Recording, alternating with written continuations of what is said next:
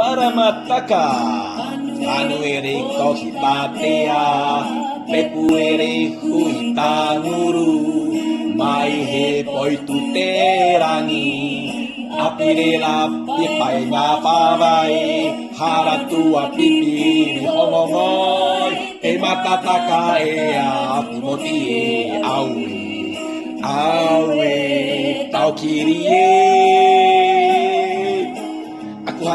Aku hata, here turi toka, hepetema, tema, guru, okitopa, firinga, nuku, noema, firinga, ihema,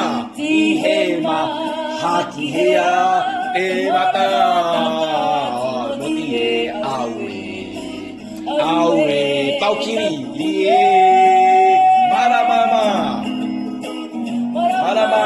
Maramataka awe, atimotie, maramataka awe,